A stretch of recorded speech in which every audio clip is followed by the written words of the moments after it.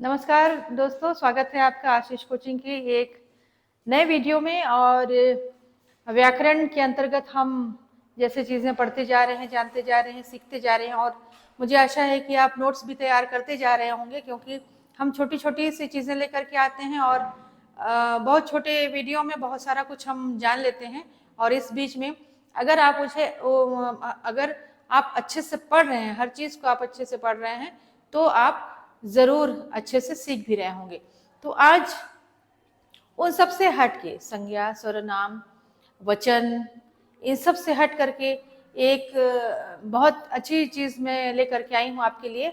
और आपको बहुत ही ज़्यादा इसमें मदद मिलेगी, क्योंकि ऐसा नहीं है कि ये हमें जब हम स्कूल में पढ़ रहे होते हैं या हम कहीं छोटे बच्चे हैं या छोटी क्लास में हैं या थोड़ी बड़ी क्लास में हैं या मिडिल में हैं, हम तभी हमको काम नहीं आएगी। हमको ये हर समय में काम आने वाली है।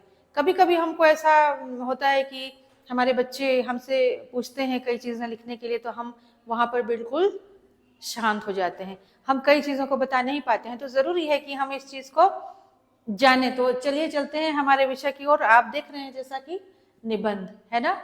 आज निबंध के बारे में मैं कुछ बताने वाली हूँ आपको, और थोड़ा सा आज जानते हैं, उसके बाद हम इसके आगे भी थोड़ा सा कुछ और जानेंगे। आज थोड़ी सी चीज़ें जानते हैं कि हम इसे कैसे लिखें, हमारे लिखने का तरीका क्या होना चाहिए। ठीक है, तो सबसे पहले हम जानते हैं कि हम कुछ भी लिख रहे हैं तो हमें पता होता है, या हम ये सोचते हैं कि जैसे सामने वाला है तो सामने वाला हमारी बात को अच्छे तरीके से समझ सके, है ना। हमें यही कोशिश करनी चाहिए। तो सबसे पहले हमारा क्या है, हमारे विषय का हमको पूरा ज्ञान होना चाहिए। हम जिसके बारे में लिख रहे हैं उस विषय का हमको पूरा ज्ञान होना चाहिए। अगर मान जाइए कि हमें उस विषय का पूरा ज्ञान ही नहीं है तो हम कैसे लिखेंगे। मान जाइए कि चीज़ मैं टॉपिक उठाती हूँ, बहुत छोटी सी चीज़ है। मैं कई बार ऐसा कहती हूँ बच्चों को लिखने के लिए, बहुत छोटी सी चीज़ है पर्यावरण, है ना। आप पर्यावरण के ऊपर लिख दीजिए। तो कई बार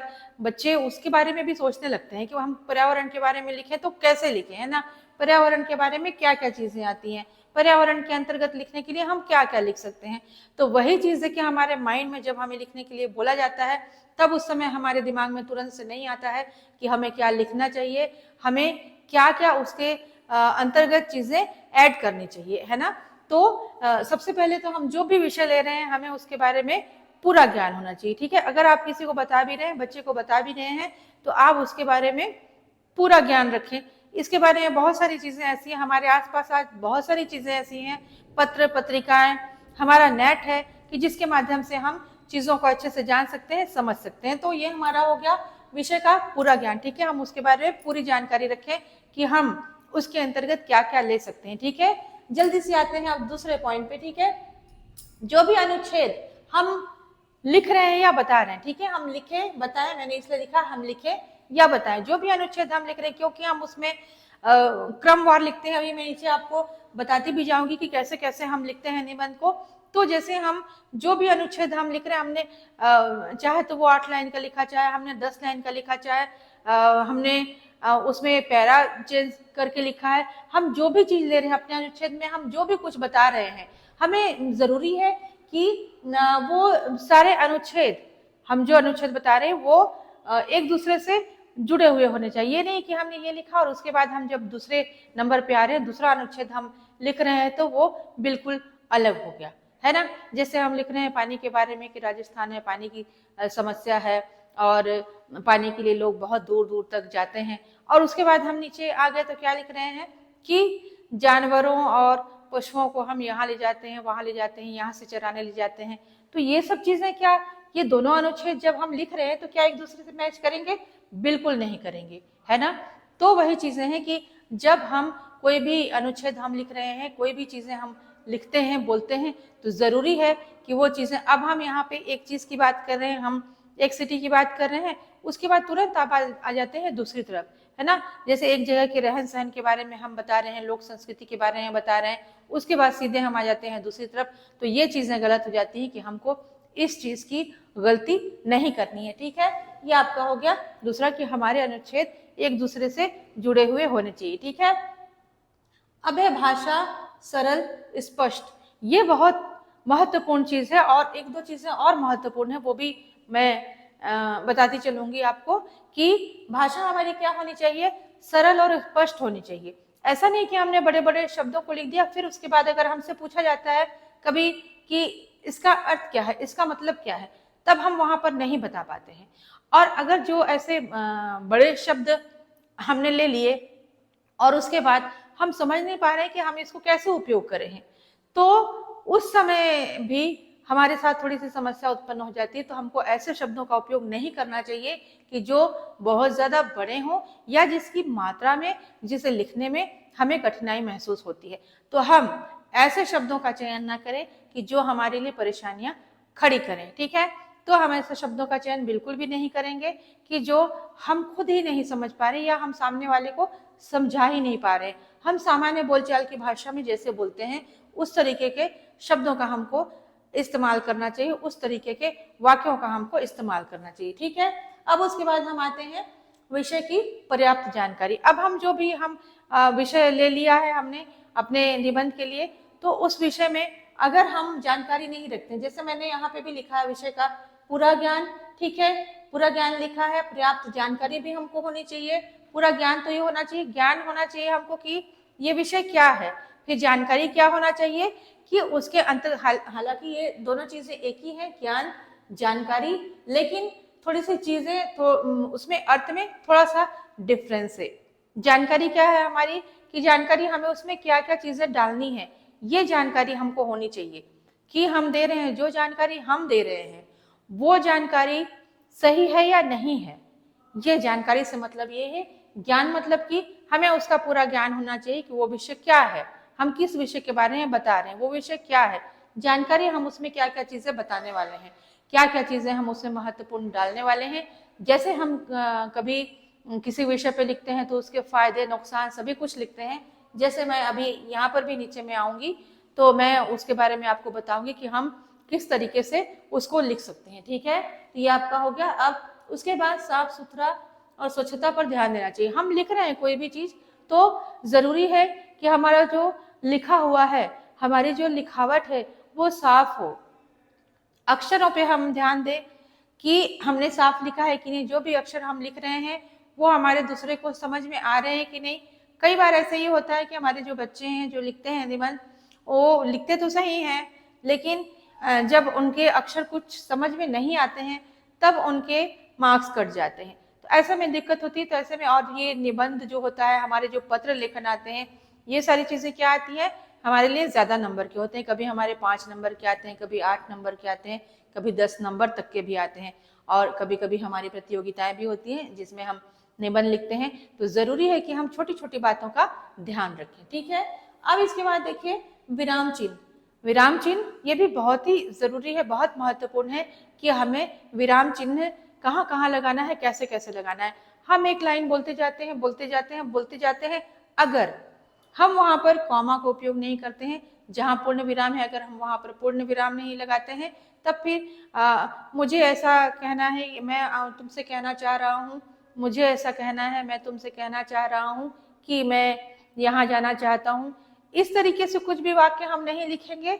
और अगर हम परंतु, किंतु इस तरीके के उपयोग जब करते हैं, क्योंकि लिखते हैं, तब वहां पर हमें क्या है पूर्ण विराम नहीं लगाना है, क्योंकि अभी हमारा जो वाक्य है, हमारा वाक्य पूरा नहीं हुआ है, जो हम कथन कह रहे हैं वो हमारा कथन पूरा नहीं हुआ है, तो वहां पर हमें पूर्ण विराम नहीं लगाना है। जब हमारी बातें चल रही होती हैं तब वहां पर हम कॉमा लगाते हैं कि बीच में कई जगह हमें कॉमा लगाना पड़ता है, तो वो बताते हुए हम चलते हैं। फिर जब हम पढ़ते भी हैं उसे, तो उसे थोड़ा रुकते हुए पढ़ते हैं। हम पढ़ते भी जब किताबों को ही पढ़ते हैं तो हम देखते हैं कि उसमें कॉमा लगा हुआ रहता है। अगर किसी का कथन हम बीच में डाल रहे हैं, कोई महापुरुष है उनका हम कथन ले रहे हैं, तो जरूरी है कि हम उसे कोटेशन साइन में डालें, है ना। कोटेशन साइन में लिख करके उन्होंने ऐसा कहा है कि महात्मा गांधी जी ने कहा है कि, फिर डेस करके हम कथन में जैसे कोटेशन साइन लगाते हैं तो उस कथन में हम कोटेशन साइन लगाएंगे। तो ये सारी चीजें, विराम चिन्ह जो हमारे वो बहुत महत्वपूर्ण है कि हर जगह हमें ध्यान देना चाहिए। फिर उसके बाद क्रमबद्धता।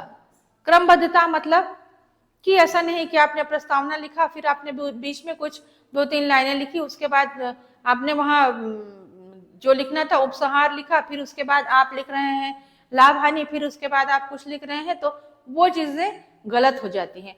तो जब एक जो नियम बना हुआ रहता है कि हमें एप्लीकेशन लिखना, हमें आवेदन पत्र लिखना है, तो उसका प्रारूप ये है, हमें उसी तरीके से लिखना है। और जब हमें कोई निबंध लिखना है, उसका प्रारूप किस तरीके से है, हमें उस तरीके से लिखना है।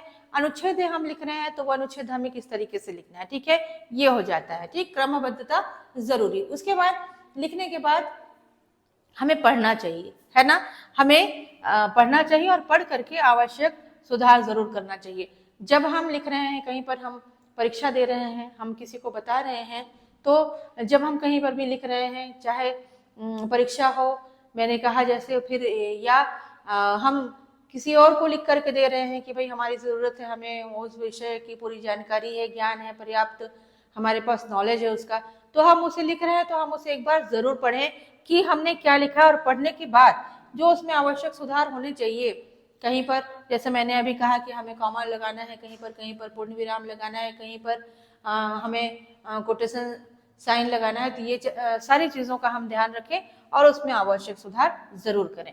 उसके बाद भाषा संबंधी गलतियां सुधारें।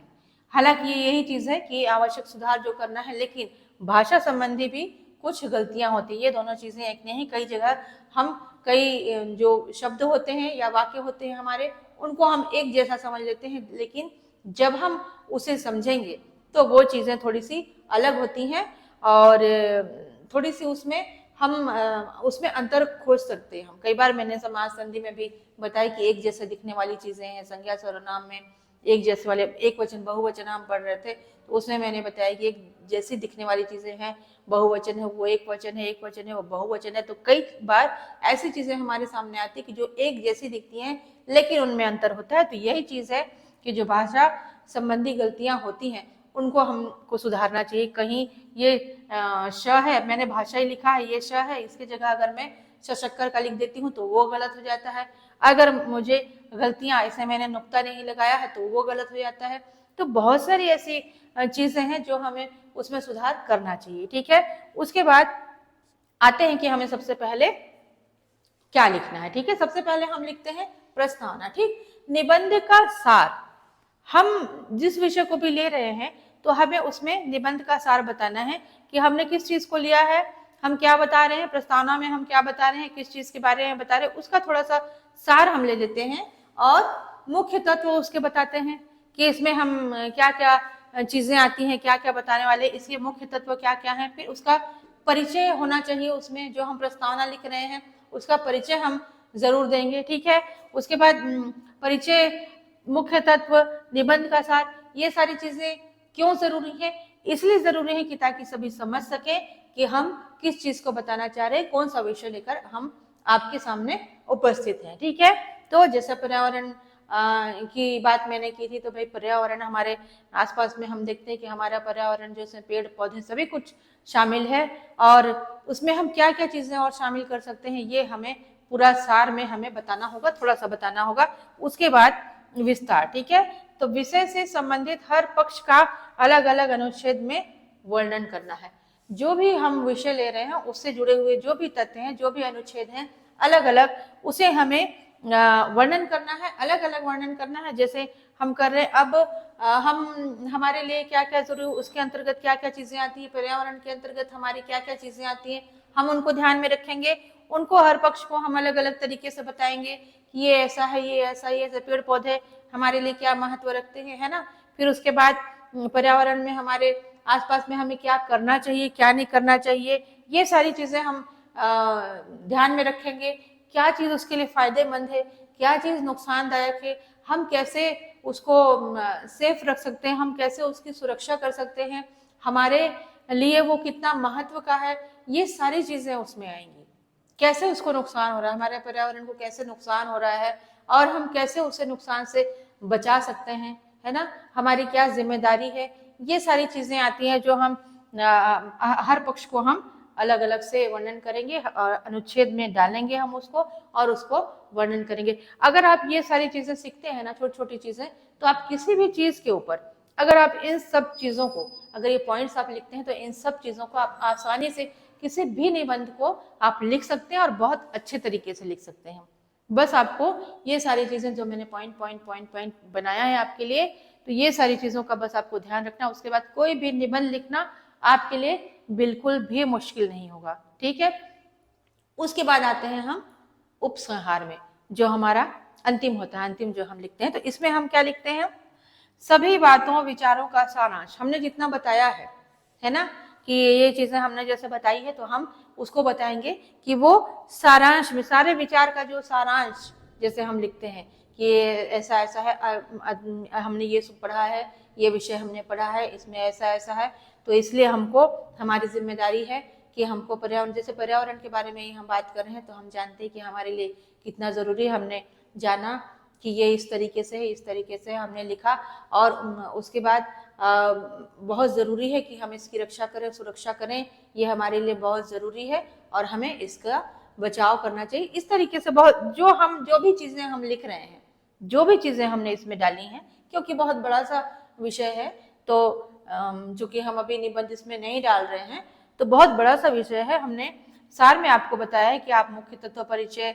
ये सब दें ताकि सभी लोग समझ सकें। उसके बाद विषय से संबंधित हर पक्ष को आप अलग अलग अनुच्छेद में वर्णन करें, सभी बातों विचारों का सारांश लिखें, ठीक है। उसके बाद आपका निबंध तैयार हो जाता है। फिर निबंध में आपके क्या आते हैं, प्रकार, ठीक है। प्रकार में क्या है, आपके सबसे पहले आते हैं वर्णनात्मक निबंध, ठीक। उसके बाद विवरणात्मक निबंध, उसके बाद विचारात्मक निबंध, उसके बाद आते हैं आपके भावात्मक निबंध।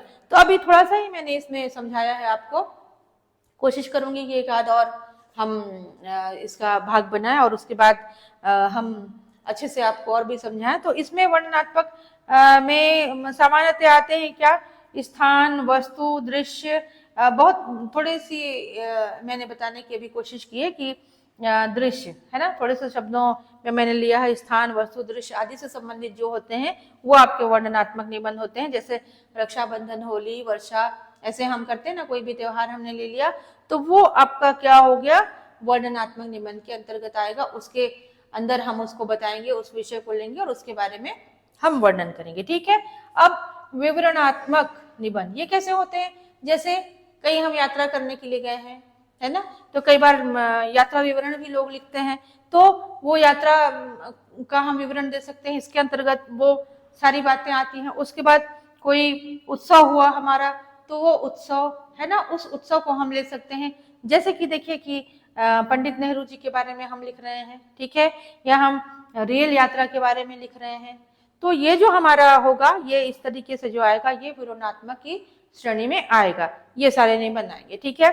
अब उसके बाद आपका आता है विचारात्मक, ठीक है। विचारात्मक में क्या है, समस्या, विचार, इससे संबंधित जो भी होते हैं वो हमारे विचारात्मक में आते हैं। तो इसके अंतर्गत क्या क्या आ सकता है, नशा आ सकता है, विज्ञान से लाभ हानि आ सकता है, मैंने यही बताया आपको, पर्यावरण, वो सब भी आ सकता है, तो प्रदूषण हमारा आ गया है ना, वो सारी चीजें विचारात्मक में आ सकती हैं।